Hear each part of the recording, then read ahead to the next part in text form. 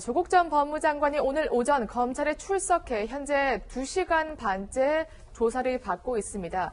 출석부터 현재 조사 상황 그리고 조국 전 장관이 받을 질문지까지 한번 간추려 보겠습니다. 그런데 사실 조국 전 장관의 출석 장면이 어느 언론사에도 포착되지 않았거든요. 네. 취재 기자들이 느슨하게 취재를 한 겁니까? 아니면 조국 전 장관이 잘 피해간 겁니까? 취재진은 현관문, 이 검찰청사 현관문을 지키고 있었습니다. 검찰에서는 피의자를 포토라인에 세우는 공개 소환을 폐지했죠. 이른바 비공개 소환 원칙을 고수하고 있습니다. 조국 전 장관의 소환 시기가 임박할수록요, 우리 취재진들은 계속 질문했습니다. 언제쯤 옵니까? 언제 도착합니까? 언제 조사 시작합니까? 했지만 검찰은 침묵했습니다. 검찰은 침묵했고 정경심 소환 때처럼 구체적인 시간은 사전에 알리지 않았는데요. 결과적으로는 조사가 시작된 5분 뒤에 취재진에게 조사 시작 사실을 알려왔습니다. 네.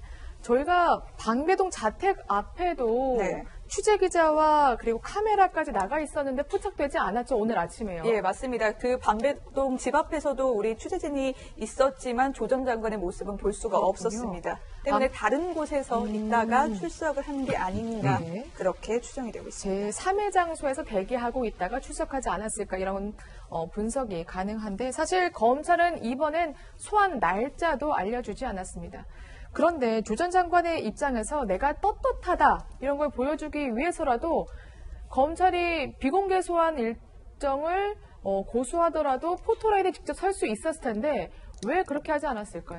네, 사실 고위공직자를 소환을 해서 조사를 하는 것은 사실 조 전 장관이 처음은 아닙니다. 뭐 대통령들도 있었고 전직 대통령들도 있었는데 사실 그렇게 이제 외부에 메시지를 전달하는 차원에서라도 공개 소환을 해서 자신의 입장을 밝히고 있었는데 조 전 장관 같은 경우에는 비공개로 이렇게 출석을 한 것을 보면 이런 이제 외부의 메시지를 전달을 하기보다는 피의자로서 자신이 이제 피의자 신분이 돼서 방어권 행사에 좀 집중을 더 한 것 같습니다. 방어권 행사에 더 집중을 하는 것 같고 그리고 현재 자신이 기자 간담회라든지 아니면 인사청문회에서 본인의 그런 의혹에 대해서 해명을 하는 그런 발언들을 했었는데 다만 이제 그런 부분들이 검찰 수사 과정에서는 어느 정도 사실이 아닌 것으로 이제 드러났거든요. 그런 부분에서 어떻게 보면 자기가 조금 더 부담감을 느꼈던 것 같고 조 전 장관이 어떻게 보면 이제 장관에서 물러나기 전에 비공개 소환에 대해서 어떻게 보면 이제 많이 밀어붙였던 그런 부분이 있었습니다. 근데 어떻게 보면 그 제도에 대한 특혜를 입은 것이 어떻게 보면 자기가 첫 그 사람이 된 것이다. 이렇게 돼서 법조계에서도 이 부분에 대해서는 조금 비판론적으로 쳐다보는 그런 시각도 있습니다. 또 사실 한 10시쯤 혹은 10시 반쯤 출석하지 않을까 해서 기자들이 검찰청사 앞에서 진을 치고 있었는데 9시 한 45분쯤인가요? 이런 문자가 도착을 했습니다. 검찰 관계자가 이렇게 말을 했는데 조국 전 장관 9시 35분부터 변호인 참여하에 조사 시작했습니다. 그래서 그제서야 기자들이 조 전 장관이 출석했구나 알 수 있었습니다. 방금 얘기를 나눈 것처럼 조국 전 장관, 전 민정수석, 전 법무장관이라는 공인으로서의 책임보다는 스스로 피의자의 인권을 택한 건데요.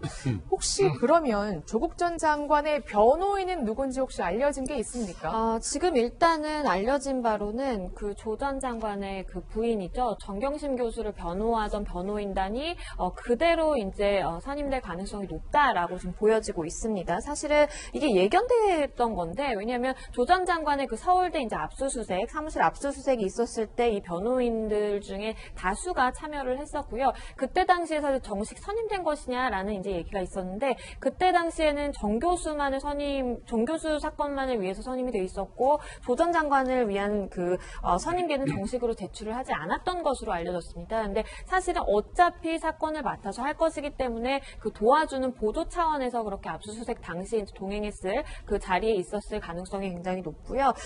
그리고 사실은 부인인 정 교수와 조 전 장관이 지금 받고 있는 혐의가 거의 이제 유사하다, 같이 다 맞물려 있다라고 볼 수가 있기 때문에 사실 같은 변호인단을 구성을 하면 업무 효율성 차원에서 굉장히 효율성이 또 높습니다. 그렇기 그렇군요. 때문에 그대로 구성될 것으로 보입니다. 네. 정경심 교수의 변호인단에도 약간의 변화가 있습니다. 원래 18명이었죠. 법무법인 다전 그리고 LKBN 파트너스 다산이었는데 이 법무법인 다전 소속의 변호인 8명이 모두 사인계를 제출했다고 합니다. 그래서 왜 이 상황에서 앞으로 재판까지 가게 될 텐데 왜 8명이나 사임을 했지? 왜 10명만 남았지? 이런 궁금증이 있었는데 저희가 확인을 해보니까 각각 역할 분담이 되어 있는데 이 다전 소속의 변호인들은 검찰 수사를 전문으로 전담을 해왔다고 합니다. 그래서 앞으로 재판에 대비하기 위해서 LKBM 파트너스 그리고 다산 소속 변호인들만 지금 선임된 것을 유지한다고 합니다. 어쨌든 조 전 장관 포토라인은 안 섰지만 진짜 전직 장관이었기 때문에 최소한의 예우는 받을 것이다. 또 이런 관측이 있던데 진짜입니까?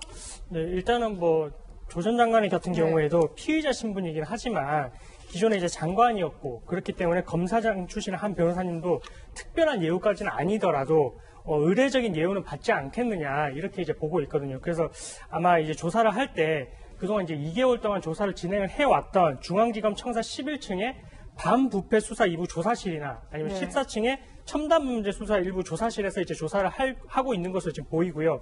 그리고 부장검사 등 검사 3명이서 조사를 할 것으로 보이고 그리고 변호인 한두 명이 참여를 한 상태에서 조력을 받으면서 조사를 받고 있는 것으로 예상이 되고 있습니다. 네.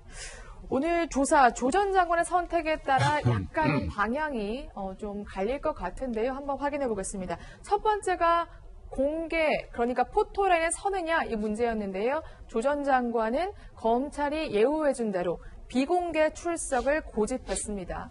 그 다음이 심야 조사를 할 것인지 또 그 다음이 내가 적극적으로 뭔가 변명을 하고 반박을 할 것인지 이 여부인데 위원님께서는 어떻게 보세요? 지금 세 가지 형태죠. 네. 포토라인을 쓰느냐 비공개 출석하느냐 했는데 결국 비공개 출석을 선택을 했잖아요. 네. 이거는 제가 볼 때는 피의자로 신분이 전환됐기 때문에 사실은 포토라인에 쓰면 본의 아니게 질문에 답변을 하게 돼요. 네. 그 질문에 답변하는 과정에서 본인한테 이 불리한 그 경우가 생기는 수도 있거든요. 그래서 아마 그걸 피하기 위해서 아까 말씀하신 것처럼 피의자 신분의 입장에서 최대한 유리한 선택을 한 걸로 보이고요. 네. 그 다음에 이제 심야 조사하고 여러 번 출석하는 게 있는데 원칙적으로는 지금 심야 조사를 검찰에서 폐지했단 말이죠. 네. 그러면 일정 부분 조사를 받는 혐의가 많으니까요. 네. 조사를 받다가 11시가 되면 이제 일반적으로 밤 11시를 심야 조사 그 마지막 시간으로 보는데 그러면 일단 돌려보내고 또 다음에 또 부르는 이런 경우가 생길 수 있어요. 그렇군요. 그런데 조 전 장관 입장에서는 제가 볼 때는 여러 번 출석하는 건 부담 갈 거예요. 오히려 피의자 쪽에서 심야 조사를 요구하는 경우는 하자 없거든요. 아, 그래요? 네, 그럴 가능성이 저는 더 많다고 보고요. 네. 그다음에 이제 적극 소명을 하느냐, 묵비권을 행사하느냐 하는 건데 이거는 제가 볼 때 선별적으로 할 겁니다. 그렇군요. 어차피 피의자이기 때문에요. 네. 본인이 딱히 송곳 같은 질문에 대답을 딱 못할 경우라면 그런 경우는 묵비권 행사할 수 있겠죠. 그리고 변호인의 조력을 받아가지고 진술할 수 있을 걸로 보입니다. 그럼 선택적으로 할 걸로 보입니다. 네. 조국 전 장관의 선택 저희가 전망해 봤습니다. 검찰은요, 최소 100쪽 이상의 질문지를 준비한 것으로 지금 알려졌습니다. 조국 전 장관 그렇다면 어떤 질문에 가장 긴장하고 대비하고 있을까요? 저희 사건상황실팀이 회의를 해서 딱 2가지로 추려봤는데요. 먼저 첫 번째 질문 한번 보겠습니다. 네, 아랫부분 보시면 되는데요. 미공개 정보가 건너갔는지, 그러니까 미공개 정보를 건네받았는지, 또 아내의 차명 투자를 조국 전 장관 알고 있었는지인데 좀 더 자세하게 설명이 필요할 것 같아요. 네. 2018년 초 이 아내의 정경심 교수는요, 2차 전지 업체인 WFM의 주식을 헐값으로 사들였습니다. 그런데 이 시기 공교롭게도 조 전 장관의 계좌에서 일부 자금이 빠져나간 걸 검찰이 포착했지요. 그러니까 부인 정경심 교수가 WFM 주식을 사들일 때 조 전 장관의 돈이 쓰였고 또 이 과정을 조 전 장관이 알았다면 뇌물수수 혐의를 적용할 수 있다는 겁니다. 즉 다시 말해서 검찰은 WFM 측이 당시 민정수석인 조 전 장관의 영향력에 기대서 미공개 정보를 넘겼고 또 헐값의 주식에 넘겼다면 이게 바로 뇌물수수 혐의를 적용할 수 있다고 본 겁니다. 네.